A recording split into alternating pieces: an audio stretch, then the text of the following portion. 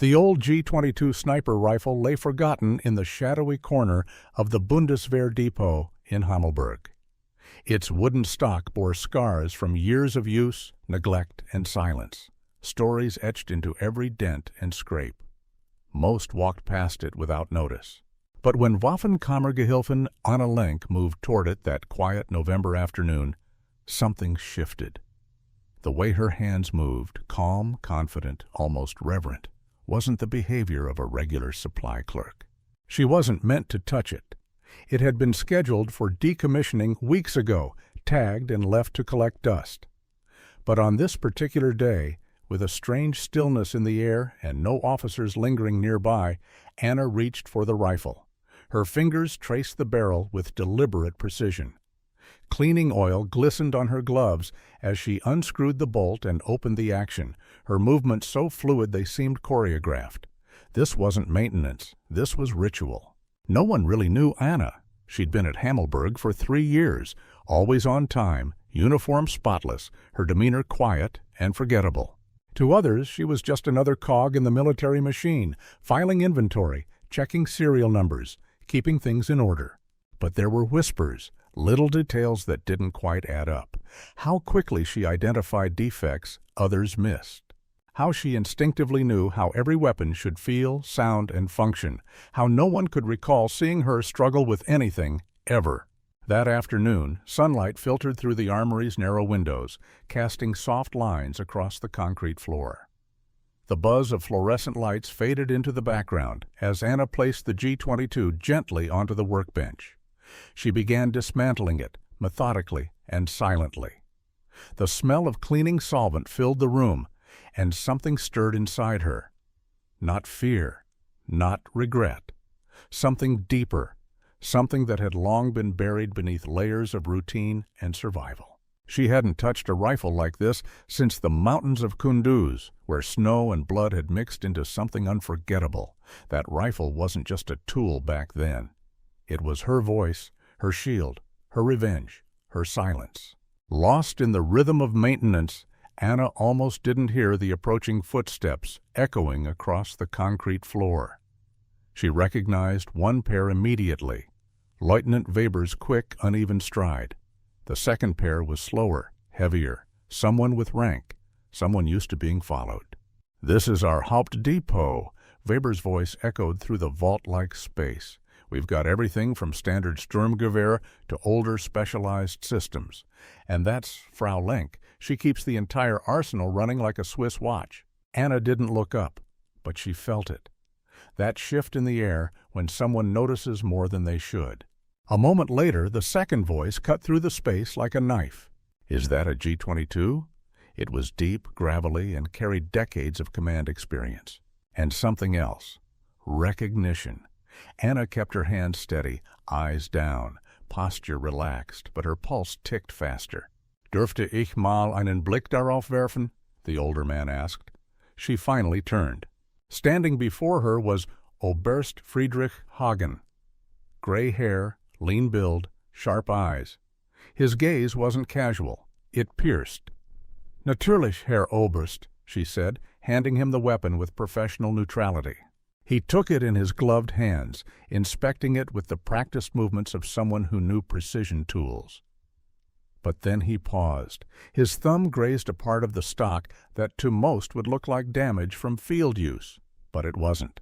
It was a mark, burned deep into the wood. A symbol? Subtle, easily missed, but unmistakable to those who knew. It was the mark of Schattenauge, the sniper unit that officially didn't exist. And only one operative was never accounted for. The silence between them stretched. Oberst Hagen looked up, meeting her eyes. And in that moment, Anna knew her quiet life in Hammelburg had just come to an end. The question wasn't whether she had been found. The question was why now, and what he planned to do with what he knew. Next, Oberst Hagen asks the question Anna has been dreading for 3 years. Anna stood motionless, but her thoughts raced. Her face betrayed nothing, trained over years to remain calm even when everything inside screamed. Oberst Hagen continued to examine the G-22, but it was clear he'd seen what he needed to see. "Woher stammt dieses Gewehr?" he asked, his tone casual, but Anna could hear the tension beneath it. "Es kam mit einer Lieferung aus dem Ausland, Afghanistan, soweit ich weiß. Wurde zur Ausmusterung freigegeben," she replied, voice measured, her German accent clean but neutral, without the regional tinge that often revealed roots. A voice shaped by careful construction. Hagen's eyes didn't leave hers. "Interessant. Die Instandhaltung ist außergewöhnlich. Das sieht man selten bei Ausmusterungen." Weber, oblivious to the undercurrent, beamed. "Frau Lenk ist sehr gründlich. Sie kennt jedes Detail. Manche sagen, sie hat einen sechsten Sinn für Waffen." Anna managed a polite nod, but inside she calculated. Could she control the narrative? Was escape still an option? "Darf ich kurz das Holzstück sehen?" Hagen asked, already turning the rifle to the stock. He ran his fingers slowly over the burn mark. Subtle, yet deliberate. Not a manufacturing defect, not a random scar, but a signature. Schottenauge, the unit born in the quiet rooms of the BND and trained in the silence of Schwarzwald, disbanded after the Kunduz operation, buried under layers of disinformation. Only a few in command ever knew it existed, and fewer still survived. Anna had branded the symbol herself deep into the wood of her rifle on a moonless night before a mission that never ended. "Was bedeutet dieses Zeichen?" Hagen asked softly, his eyes never leaving hers. She met his gaze, something flaring for a fraction of a second before she buried it again. "Könnte ein altes Regimentssymbol sein oder persönliche Gravur eines Schützen, nicht offiziell registriert. Oder etwas ganz anderes," he replied, letting the words hang. Silence fell. Weber shifted awkwardly. "Ich hole kurz die Unterlagen, falls der Herr Oberst sie einsehen möchte." "Nicht nötig, Leutnant," Hagen said without looking at him. Frau Lenk had alles im Griff. Weber, unsure whether he'd just been dismissed or praised, nodded uncertainly and moved away. Hagen stepped closer. "Ich war selbst mehrfach in Kunduz, damals, im Frühjahr 2012. Kennen Sie das Tal bei Kaskunar?" Anna's jaw tensed. "Sagt mir nichts, Herr Oberst." "Interessant," he murmured, "denn ich kenne jemanden, der dort seinen gesamten Trupp verloren hat, bis auf einen." He placed the rifle down gently, almost ceremoniously. "Man sagte, dieser eine Überlebende sei verschwunden. Vielleicht tot, vielleicht nicht. Man hat gesucht, Akten geprüft, aber nichts gefunden, nur ein Zeichen." Anna inhaled quietly, her fingers twitching with the urge to reach for the weapon. Not to use it, just to feel its weight again. Something familiar, something true. "Wenn ich mehr über diese Gravur erfahre, gebe ich Ihnen Bescheid," she said. Hagen smiled faintly. "Tun Sie das." He turned to leave, but at the door he paused and glanced over his shoulder. "Übrigens, ich habe Ihren Lebenslauf gelesen. Sehr ordentlich, fast zu ordentlich. Und Ihr Abschluss in Waffentechnik? Bemerkenswert für eine Versorgungsgehilfin." Then he was gone. Anna stared at the rifle. The mark, the past. She had been hidden for 3 years. Not forgotten. Hidden. Now someone had opened the door. The question was whether she would walk through it or be dragged back in. Next, Anna returns to her quarters and finds a message that changes everything. The late afternoon sky over Hammelburg was turning steel gray as Anna crossed the inner courtyard toward her barracks. Each footstep echoed off the stone walls with quiet precision. She walked like always, calm, composed, invisible. But inside, her muscles were taut, her thoughts tangled. Oberst Hagen had seen through her, not completely, but enough. Her quarters were on the 3rd floor of a dull, concrete building reserved for non-commissioned personnel. Inside, everything was as sterile as military housing could be: neatly made bed, folded uniforms, a shelf of technical manuals, a single framed photo of a generic mountain landscape. Nothing personal, nothing vulnerable. except for what lay hidden behind the second drawer of her locker. A false back, a black duffel bag, a different life. She didn't open it yet. Instead, she sat at the edge of her bed and stared at the floor. 3 years. 3 years of silence. 3 years since she walked away from the smoking wreckage of Operation Nebelwand. Since she buried the names of her team in a desert that had no name. Since she became Anna Lenk, the supply clerk with no past and no questions. She closed her eyes. Marcus, Sarah, Jonas, Lena, they were more than a unit. They had been everything. And then, in the blink of an ambush, they were gone. She'd never spoken their names since, never even allowed herself to grieve properly. Just mission, escape, cover, routine. A soft knock broke her thoughts. She rose instinctively, glancing at the clock. 17:38. No one ever visited her, not without reason. At the door stood a young soldier, barely 20. Nervous fingers, uniform too stiff. Frau Lenk, ich soll Ihnen das hier übergeben, direkt vom Stabsoffizier. He handed her a sealed envelope, thick, official-looking, with her name handwritten in capital letters across the front.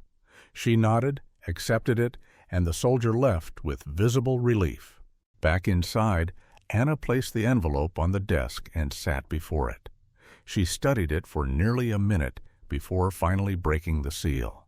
The first page was a simple request: to report to Oberst Hagen's office at 08 the following morning. Routine phrasing. No threat, no accusation. But the second page made her blood freeze, a grainy black and white photo, taken from a distance. But the people in it were unmistakable. Her old unit, Team Schattenauge. The date stamp 3 days before the ambush. The location, a forward base that didn't exist on any Bundeswehr map. Her hand trembled. The third page was worse. A personnel list, every member of Schattenauge, with full names, and next to hers a note scribbled in ink: Aufenthalt bestätigt, sofortige Kontaktaufnahme empfohlen. Confirmed location. Recommend immediate contact. So someone knew she was alive, knew where she was, and possibly why she had been allowed to disappear. Anna stood slowly, walked to the locker, and pulled out the hidden duffel bag. She unzipped it and began checking the contents. A second passport, 3 currencies, burner phones, a compact sidearm, and a collapsible map with exit routes marked in red. She hadn't touched it in years, and yet everything was exactly as it had been the day she packed it. She could run, right now. She could be across the border by sunrise, leave Hammelburg, leave Germany, disappear again. But something stopped her. A symbol burned into the wood of a rifle, a colonel who had recognized what others had missed. And a photo from a time no one was supposed to have witnessed. She sat back down. The past was coming for her, but maybe, just maybe, it was time to stop running. Next, night falls. Anna reopens the mental files she swore she'd sealed forever and remembers what was lost in that Afghan valley. The wind outside had picked up, rattling the old window frame in Anna's room as twilight settled over Hammelburg. Inside, the air felt still. Too still. She sat at her desk, the photo and roster spread before her, the go-bag half open beside her chair. Her fingers rested on the handle of the old sidearm she hadn't touched in over 1,000 days. She stared at the photo again, Jonas's lopsided grin, Lena's sharp, analytical gaze, Sarah, mid-laugh, hair tied up messily, Marcus with his ever-present notebook tucked under one arm, and herself, young, focused, unaware of what was coming. Operation Nebelwand had been routine, or at least that was what they'd been told. A cross-border recon. Quiet in, quiet out. Identify a convoy route used by insurgent logistics teams in the mountains north of Kunduz. Satellite coverage was thin. Human intel was outdated. So Schattenauge had been inserted. Standard 2-day deployment, only it hadn't been. She remembered the first sign of something wrong, the pattern of goats in a distant valley that didn't match any natural movement. Marcus had noticed. He always did. "That shepherd is a spotter," he'd said calmly, glassing the horizon. "Too still, no herding stick." Hours later, the IED went off. Their vehicle didn't explode. It vanished. A crater swallowed Lena and Jonas before anyone could react. Sarah screamed over comms, calling for emergency airlift. Her thoughts raced. The past, a relentless torrent, washed over her as she sat in the quiet of her room. The names of her fallen comrades echoed in the silence, each memory a raw, unhealed wound. She ran her hand over the photo, a faint tremor in her fingers. The routine, the silence, the escape, they were all a fortress she had built around herself, a futile attempt to keep the ghosts at bay. But now, with a single grainy photograph and a scrawled note, the walls were coming down. The choice was no longer to run or to stay hidden. It was to confront the past that had finally found her. The weight of her new reality settled upon her, heavy and absolute. Marcus dragged Anna behind a ridge just as the first round of coordinated fire came from both flanks. How did they know exactly where we'd be? That had been Marcus's question. Anna had no answer. She'd held the high ground for 11 hours after that, picking targets with surgical precision, watching her team bleed out while HQ stayed silent. Comms jammed, no extraction. By nightfall, she had slipped into shadow, crawled 5 kilometers with a bullet in her thigh, drank from dirty runoff, and buried what was left of Lena in silence.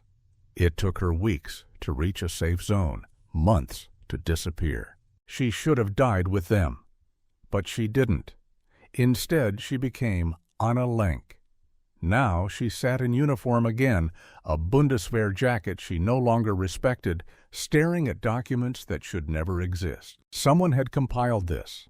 Someone had been watching her team before they died, and someone had kept watching her. Her eyes fell on the margin note again. Sofortige Kontaktaufnahme empfohlen.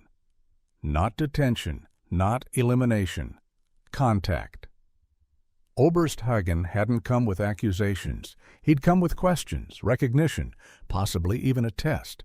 Anna stood up slowly, moving to the sink.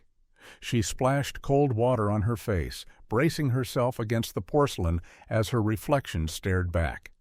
Older, thinner, quieter, but still her.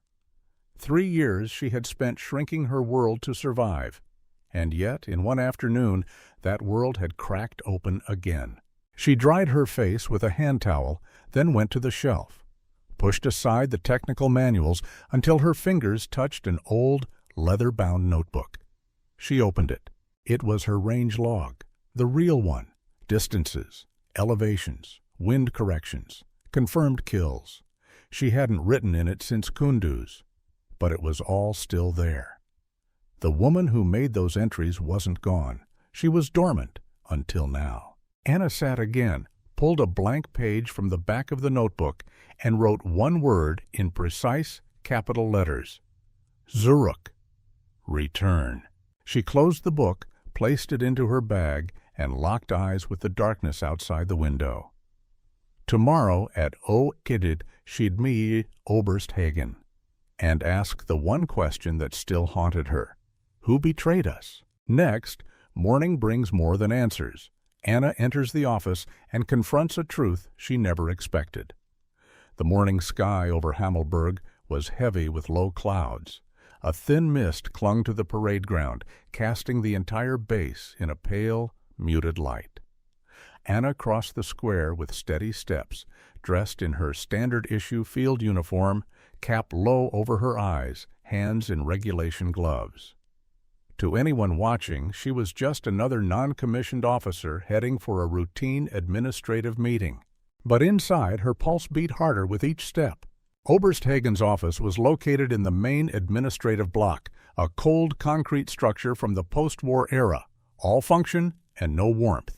She passed the front desk, gave a quiet nod to the Feldwebel on duty, and was directed upstairs without hesitation. Her appointment had been expected. At the end of the hallway, a brass nameplate gleamed, Oberst Friedrich Hagen, Stab. She knocked once, firm. "Herein," came the voice from within. The office was surprisingly modest. A metal desk, green filing cabinets, a few dusty awards in plastic frames. A small window looked out onto the forested edge of the training area, but Anna's eyes locked instantly onto what lay on the desk, a thick personnel file, hers. Oberst Hagen stood behind his chair. He didn't offer coffee or pleasantries. He gestured to the seat across from him. "Frau Lenk, oder soll ich lieber sagen, Anna Brandt?" The name struck like a slap across the face. Her real name, the one buried with her past. She sat down slowly. "Dan wissen Sie es also." He nodded. "Seit gestern, aber ich vermute, Sie wussten, dass das irgendwann passieren würde." She didn't reply. Her eyes remained fixed on the folder. He opened it casually, flipping through the pages. Photos, reports, deployment histories that shouldn't exist anymore. Some stamped with red ink. Klassifiziert. "Ihre Akte ist beeindruckend," Hagen said. "Schattenauge war ein Gespenst in der Bundeswehr. Offiziell nie gegründet. Inoffiziell. Unsere letzte Linie zwischen Bedrohung und Chaos." "Wir waren ein Team," Anna said quietly. "Und dann waren wir tot." Hagen closed the folder. "Nein, nur aufgegeben. Es war nie ein Unfall, und Sie wissen das." She looked up, their eyes locked. His expression was unreadable, but something flickered in it, perhaps guilt or purpose. "Warum rufen Sie mich jetzt? Nach 3 Jahren?" Hagen took a breath. "Weil es Zeit ist, und weil Sie nicht die Einzige sind, die überlebt hat." Anna froze. Was meinen Sie? He stood, walked to a filing cabinet, and retrieved a second folder. He opened it slowly, showing her a photograph. Grainy, low light, but unmistakable. "Das wurde vor 4 Monaten aufgenommen. Schweden, Sicherheitskonferenz. Die Frau im Hintergrund?" Anna leaned closer. It was Sarah, her comms officer, her friend, alive. "Und das hier," Hagen continued, flipping to another page. Jonas, standing in a crowd, looking older, harder. "Sie sind nicht allein." The chair beneath her felt suddenly unstable. All this time, she thought she was the only one who had survived, the only one left to carry the burden. And yet, Warum hat niemand mich kontaktiert? "Weil wir nicht wussten, wem wir trauen konnten," Hagen said. "Sie waren unser Joker, unser letzter freier Stein auf dem Brett." Anna's voice was a whisper now. "Und jetzt?" He reached into his desk and slid forward a sealed envelope. Inside, a set of coordinates. A location. Off base. Isolated. "Heute um 400 Uhr. Seien Sie dort und stellen Sie keine Fragen auf dem Weg." She hesitated. "Und wenn ich ablehne?" "Dann verschwinden Sie wieder." "Ich melde nichts. Ich stelle keine weiteren Fragen. Aber dann bleibt alles, wie es ist. Die Schuldigen laufen frei herum." She took the envelope, and for the first time in years, she felt something stir beneath the silence, a flicker of purpose. Next, Anna follows the coordinates and walks into a reunion she never dared dream was possible. The road leading out of Hammelburg wound into thick forest, narrowing with each passing kilometer. Anna drove an unmarked Bundeswehr sedan, no GPS, no radio chatter, only the rustle of trees and the low growl of the engine. The address Hagen had given her didn't appear on any official maps, but her instincts told her exactly what kind of place it was. Safe house, or trap. She took no chances. A loaded Glock was tucked into her waistband, her boots laced for movement, and in the back seat her go-bag waited like a loyal shadow. At 13:49 she turned onto a gravel path that ended in front of a cabin half hidden in the woods. It looked like a weekend retreat. Wooden beams, old firewood stacked against the wall, smoke curling from a modest chimney. but the details were wrong. The doorframe had been reinforced. A discreet security camera tucked into the eaves. 2 vehicles parked just far enough apart for coverage. Professionals. She cut the engine, stepped out, and walked calmly to the door. Before she could knock, it opened. The man in the doorway was tall, lean, with graying hair at the temples. His face was older, harder, but the eyes were unmistakable. "Hello, Anna," he said softly.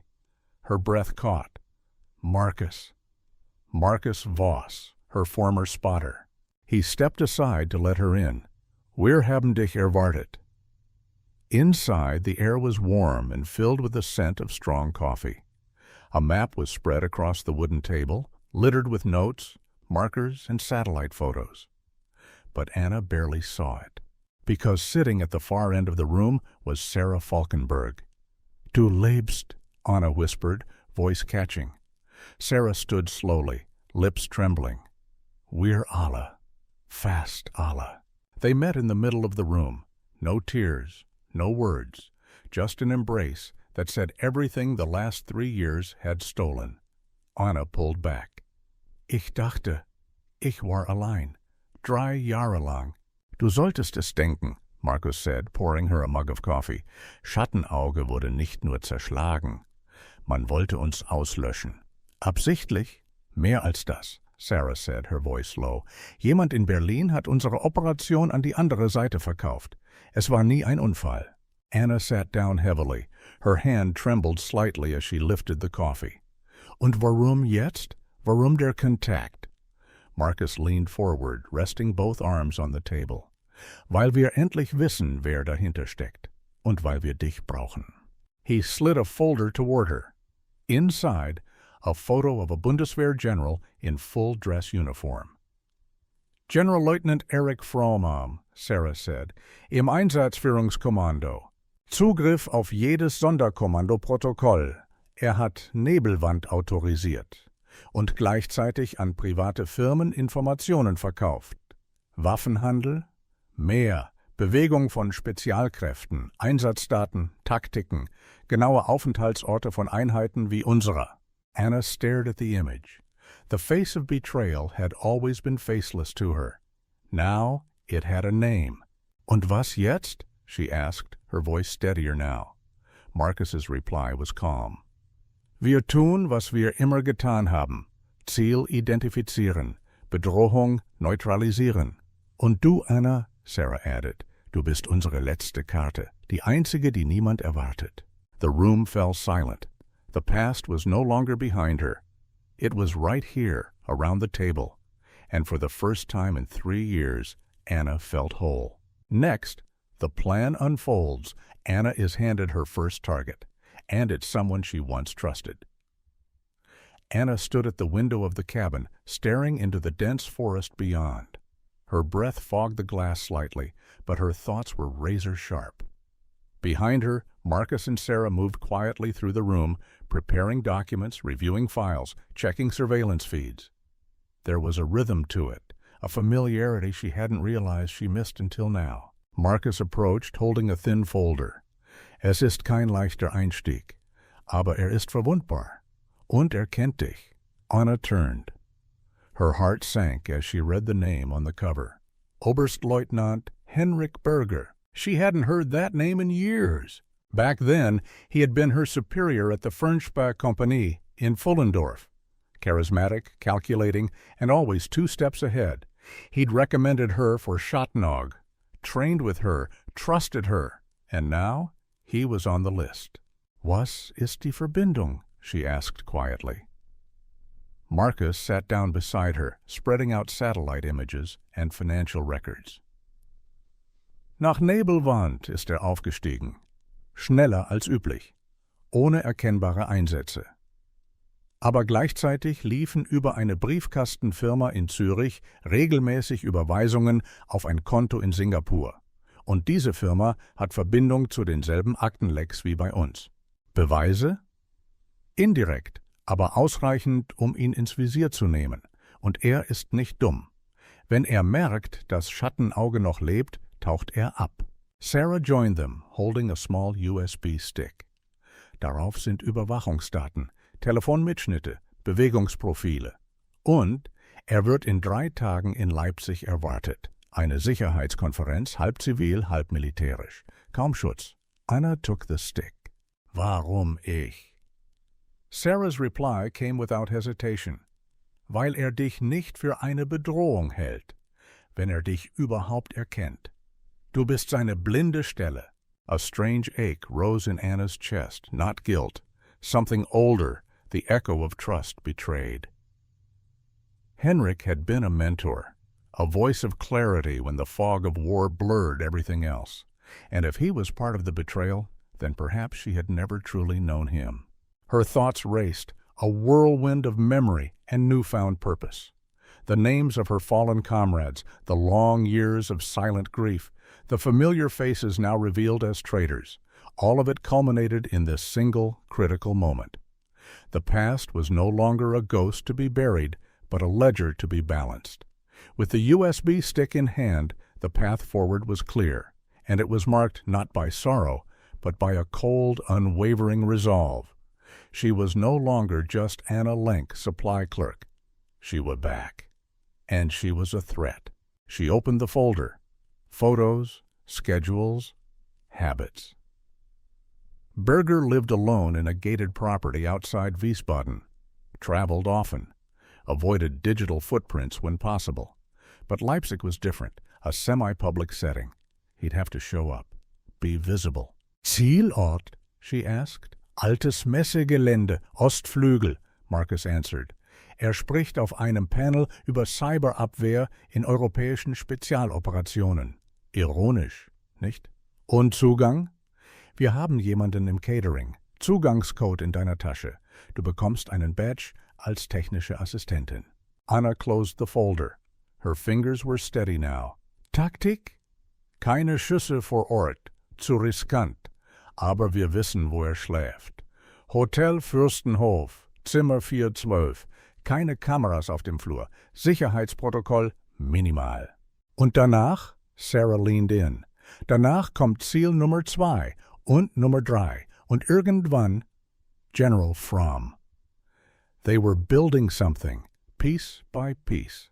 A quiet war, fought in the shadows, without medals, without parades, but with purpose.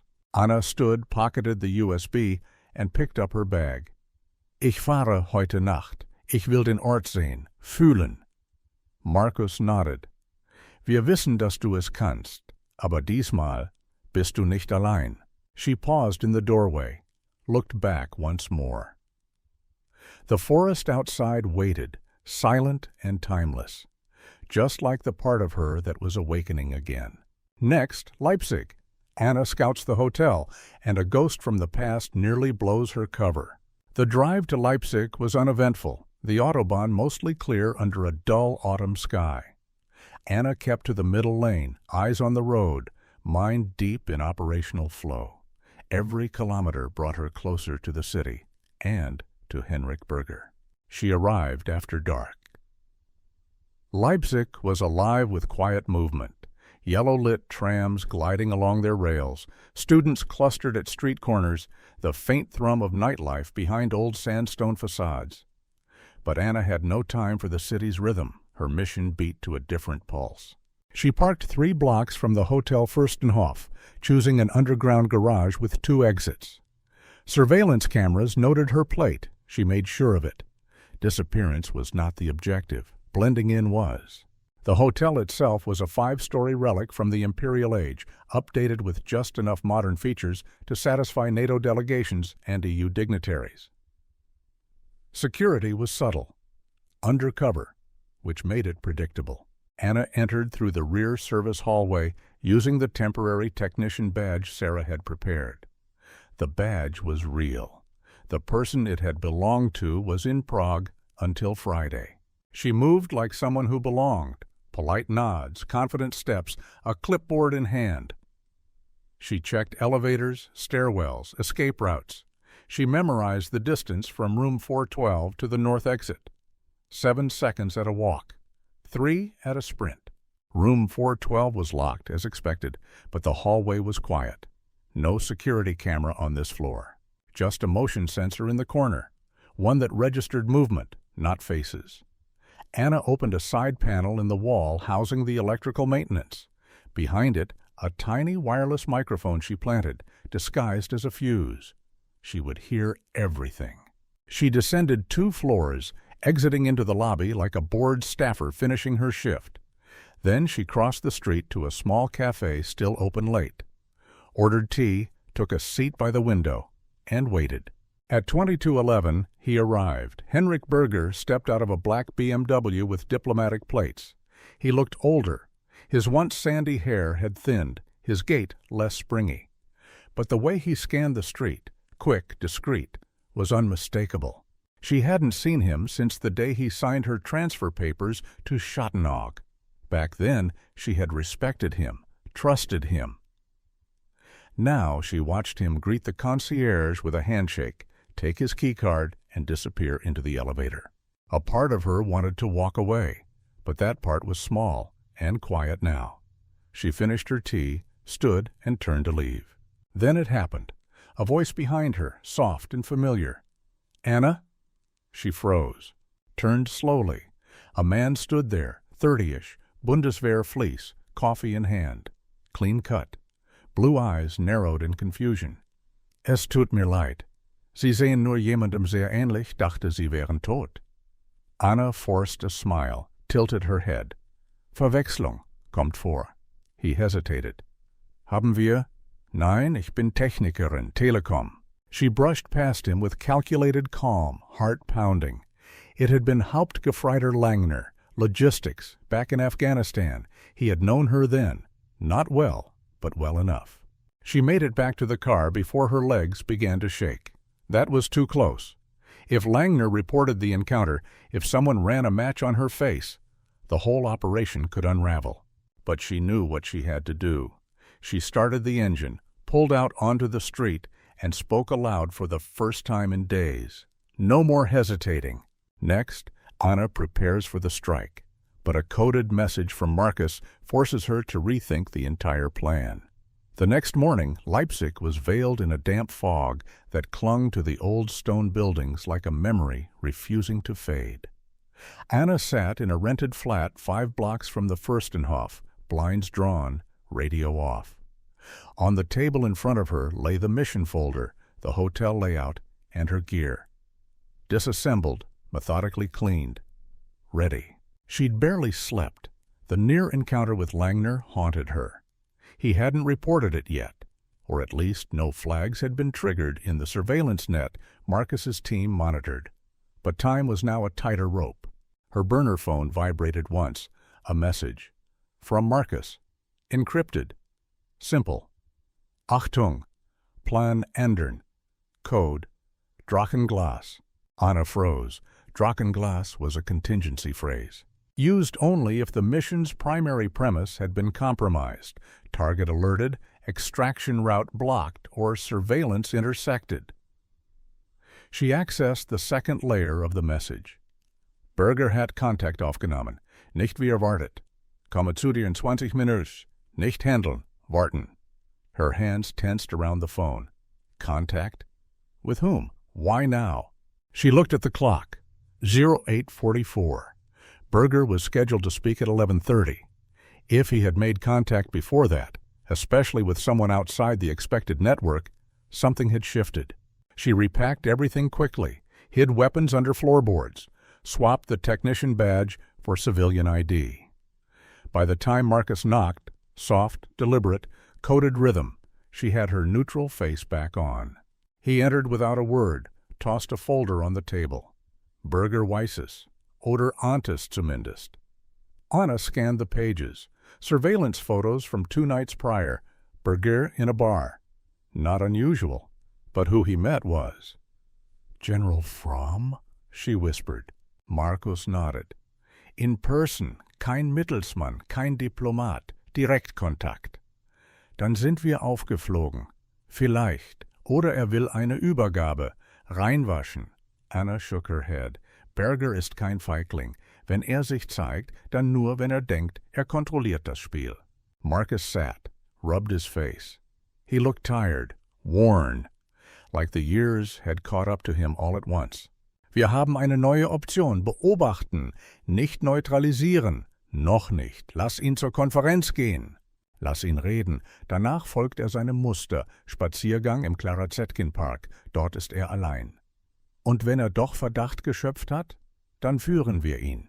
Lassen ihn glauben, er sei einen Schritt voraus. Und dann schlagen wir zu.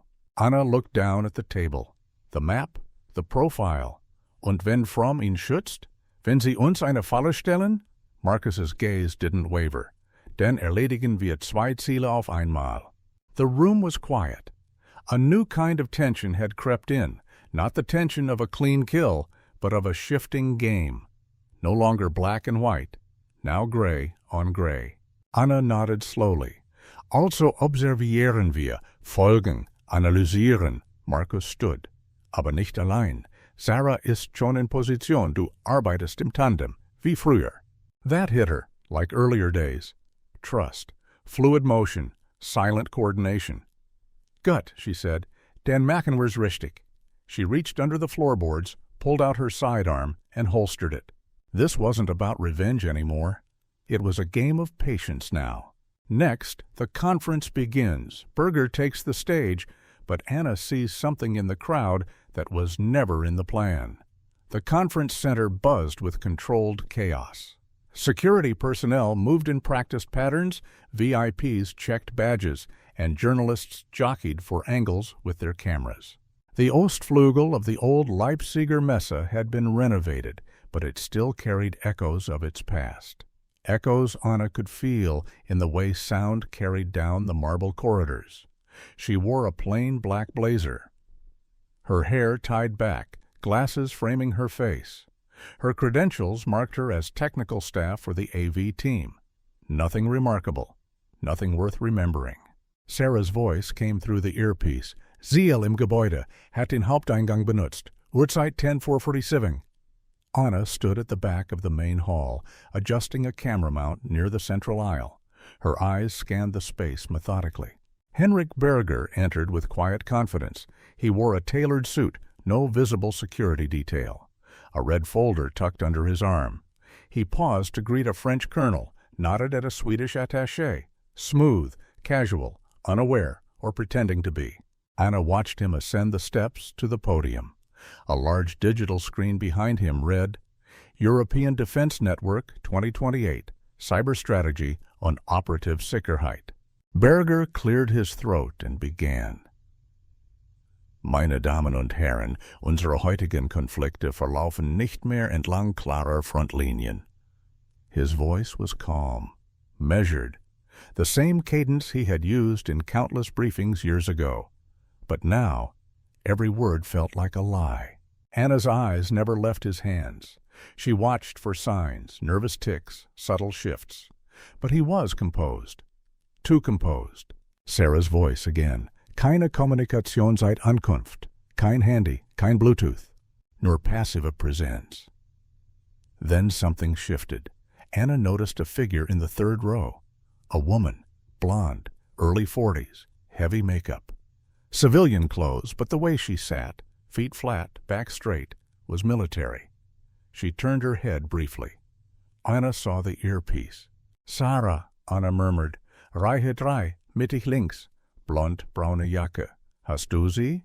A Pause. Negativ, nicht auf der Teilnehmerliste. Kein Eintrag beim Eingangsscanner. Anna's fingers moved to her phone, discreetly opening the photo app. She angled it like checking lighting for the stage feed, but snapped the woman's face instead. Another voice cracked into her earpiece. Marcus.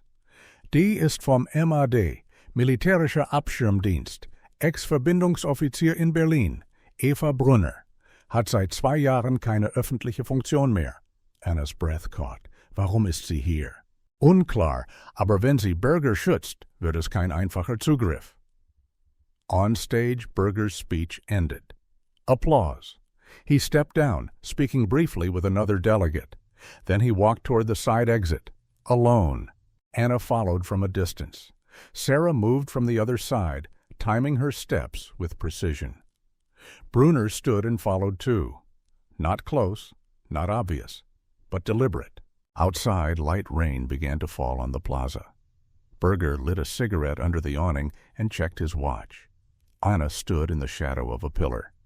Sarah took up position near the cafe entrance. The triangle was set. Then Berger looked directly at Anna, not accidentally, not scanning the crowd. He looked at her and smiled. It was small, knowing. Anna's heart raced, not from fear, from clarity. He had known all along, and he was leading them somewhere. Next, a meeting in the park. Berger speaks, but what he reveals shatters everything. Anna thought she understood. It did. Clara Zetkin Park lay in damp silence, its winding paths glistening with rain. The air was cold, sharp, filled with the scent of wet leaves and distant traffic. Anna sat on a wooden bench near the river, gloved hands tucked in her coat, eyes fixed on the path ahead. To any passerby, she looked like a local taking a break from a morning walk, but her pulse was steady like a sniper's breath. Sarah's voice whispered in her ear, "Ziel kommt von Osten, allein, keine Sicht auf Brunner, noch." Anna didn't respond. She didn't need to. Henrik Berger appeared between two rows of linden trees.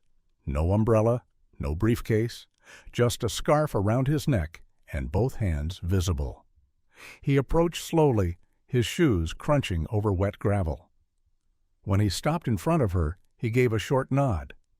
"Darf ich mich setzen?" She didn't answer, just shifted slightly, enough to indicate space beside her. He sat down with a soft sigh. "Ich habe gehofft, dass du es bist. Ich habe es gespürt, weißt du, schon in der ersten Sekunde in der Messehalle. Deine Präsenz ist nicht zu imitieren." Anna's voice was low, controlled. "Warum hast du es getan, Henrik?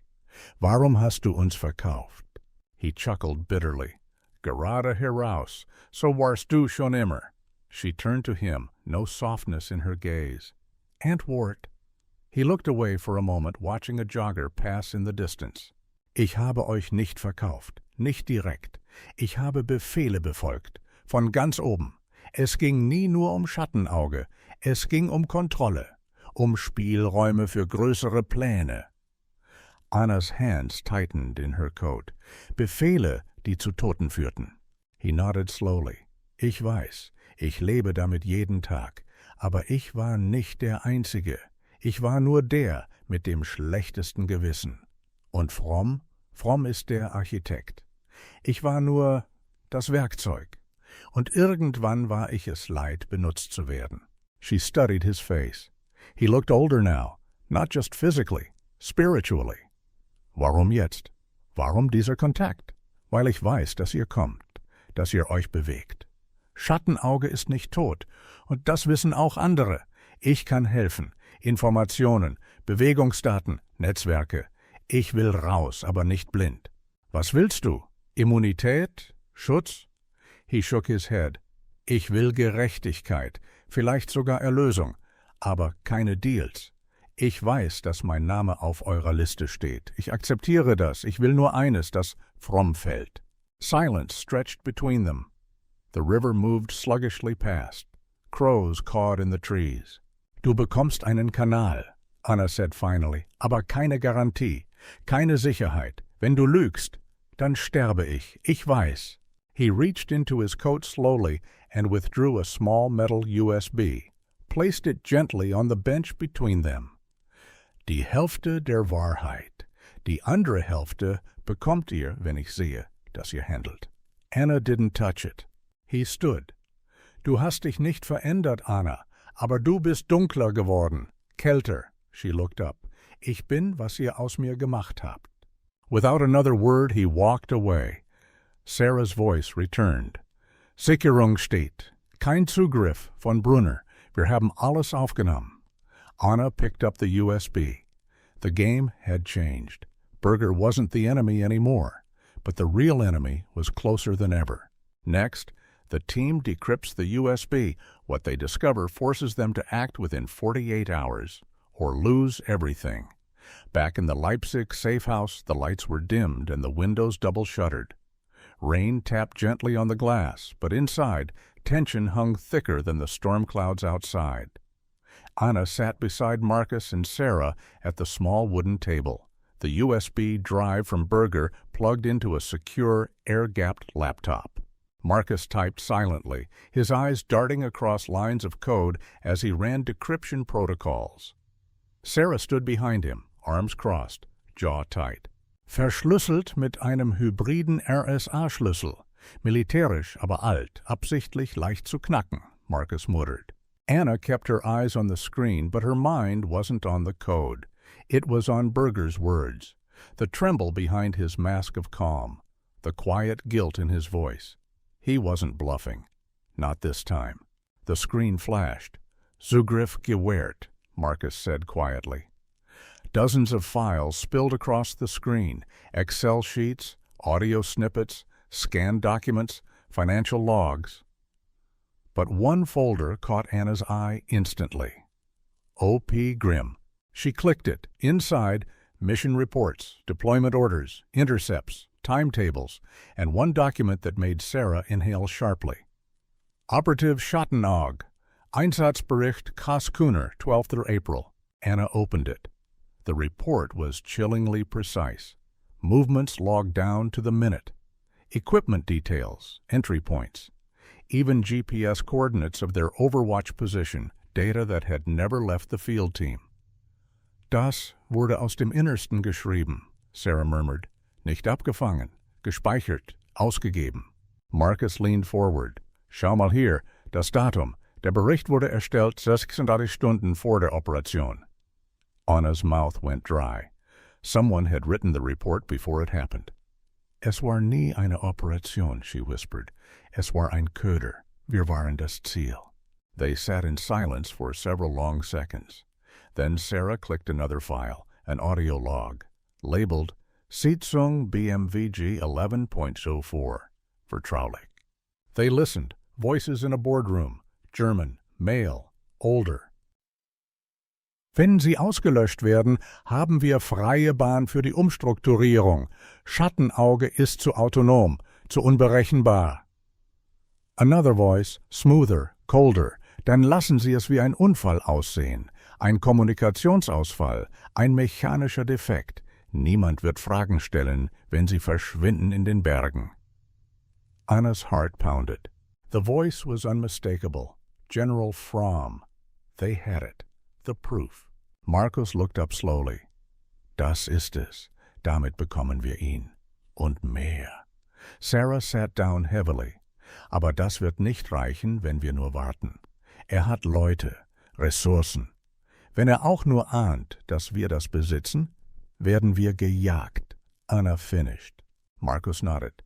Wir haben 48 Stunden. Danach wird jede Bewegung schwerer. Wer zu lange wartet, spielt nach seinen Regeln. Anna stood. Her voice was low, unshaken. Dann spielen wir nicht mehr nach Regeln. Wir holen ihn. Jetzt. Und Berger? Sarah asked. Anna stared at the dark window. Er hat uns die Tür geöffnet. Wenn er uns betrügt, schließen wir sie. Für immer. Marcus began organizing gear. Sarah moved to secure external comms. No more observation. It was time to act. Next, the operation begins. Anna leads the strike team into Berlin, where Fromm's last stronghold holds both secrets and traps. Berlin was cold and metallic under a heavy evening sky. The streets glowed with neon reflections, blurred by drizzle. Anna stood at the edge of a rooftop near Alexanderplatz, peering down through a sniper scope that wasn't attached to a rifle. Just optics this time. Just recon. Below her, behind mirrored glass on the 6th floor of a secured federal annex, General Lieutenant Erich Fromm moved like a man untouchable. He sat at the head of a long table, flanked by aides and quiet men in suits who didn't blink often. Every detail of the room spoke of power disguised as procedure. Marcus's voice crackled in Anna's earpiece. Wir haben Zugriff auf die Aufzüge. Zugangscode hat funktioniert. Sarah ist im Stockwerk darunter. 2 Minuten bis Schnittstelle. Anna exhaled slowly. Her heart wasn't racing. It had moved past fear, past anger. Now it beat with cold precision. This was the mission she had trained for without knowing it. 3 years ago, they had been left to die. Now they had returned, with evidence, with purpose, with names. She moved to the maintenance ladder and descended silently. 4 stories down, a service corridor opened to an unmarked door. She keyed in the override code provided by Berger, already verified and clean. Inside, Sarah stood beside a server rack, downloading internal memos. Marcus was at the far end, reviewing intercepted emails linking from to a Swiss account under a false NGO. "Bereit?" Anna asked. "Bereit," Sarah replied. "Du führst." They moved through quiet halls, past blind corners. At 2118, Fromm stepped into the hallway with 2 advisors. Anna walked directly toward him. She removed the Glock from her coat. He froze. Recognition flickered in his eyes, not surprise. Recognition. "Frau Brandt," he said calmly. "Ich hatte Sie früher erwartet." "Schatten wirft lange Schatten," she replied. He raised a hand slowly, not in surrender, in invitation. "Wenn Sie mich töten, werden Sie ein Problem erschaffen. Kein Ende, kein Sieg." "Ich brauche kein Ende," she said, "nur Wahrheit." Sarah emerged behind him, weapon drawn. Marcus flanked the corridor. "Was ist das hier? Ein Tribunal?" Fromm asked. "Nein," Anna said. "Ein letzter Bericht." She tossed the USB onto the ground at his feet. "Das geht morgen an den Bundestag und an die Presse und an die Familien derer, die sie geopfert haben." His face darkened. "Ihr Beweis reicht nicht. Das System schützt sich selbst." "Nicht diesmal," Marcus said. "Diesmal bricht es von innen." Sirens wailed in the distance, not by coincidence, not as backup, but as insurance. Anna looked Fromm in the eyes.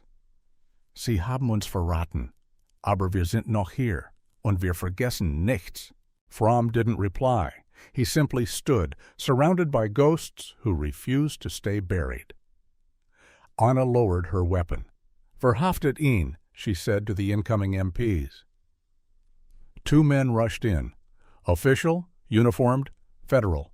They took Fromm into custody without resistance. He didn't fight. He only looked back once, at Anna, and smiled, as if the game had just begun. Next, in the final confrontation, Anna learns the betrayal went deeper and is faced with one last decision that could cost her everything. The following morning, Berlin was quiet beneath a leaden sky. The newspapers hadn't printed anything yet. The story hadn't broken. But in certain rooms without names on the doors, people were already panicking. Anna sat alone on the balcony of the safe house in Prenzlauer Berg. The cold seeped through her sleeves, but she didn't care. In her lap was a photo. The old team, back before Kunduz. Jonas laughing. Sarah holding up a broken comms unit like a trophy. Marcus, younger, smiling without shadows. And her, eyes sharp, unaware of what would be taken from her. Behind her, the others were quiet. The mission was done. Fromm was in custody. The files had been duplicated and sent to 3 separate investigative bodies, 2 foreign journalists, and 1 Bundeswehr general, who still believed in something beyond orders, and yet it didn't feel like victory. Sarah stepped outside, wrapping a blanket over her shoulders. "Es ist raus. Ein internes Memo ist durchgesickert. Morgen früh ist alles öffentlich." Anna nodded slowly. "Und Fromm?" she asked. "Kooperiert nicht. Noch nicht, aber hat Anwälte, Verbindungen. Die alten Seilschaften greifen schon." "Natürlich." Marcus joined them, steaming mug in hand. "Berger ist verschwunden. Seit gestern Nacht keine Spur mehr." Anna didn't reply. She had expected that. He had played his part, willingly or not, but men like him never stood still, never waited for judgment. Sarah leaned against the balcony. Also, was Jetst? Anna stared at the skyline, gray rooftops, silent cranes, the city preparing for another quiet storm. "Ich weiß es nicht," she said honestly. "Wir haben Gerechtigkeit gesucht, Aber das war nur ein Kopf. Dahinter steckt ein ganzes System. Marcus took a slow sip. Wir haben etwas bewegt. Ja, aber das bedeutet nicht, dass es vorbei ist. A long silence followed, the kind that only comes after something irreversible. Then Anna stood. She took the photo in both hands, folded it carefully, placed it in her coat. She looked at the others. Ihr könnt gehen. Niemand wird euch zwingen zu bleiben. Nicht wieder. Sarah shook her head. Wenn wir jetzt aufhören, hat alles keinen Sinn gehabt. Marcus gave a crooked smile. Wir waren nie nur ein Team. Wir waren ein Fehler im System.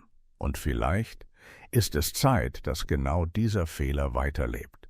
Anna looked out at the city one last time. Her exile was over. Her war had just begun. She turned away from the gray sky and walked back inside. Purpose returned. And this time she wouldn't run. Danke, dass du diese Geschichte begleitet hast.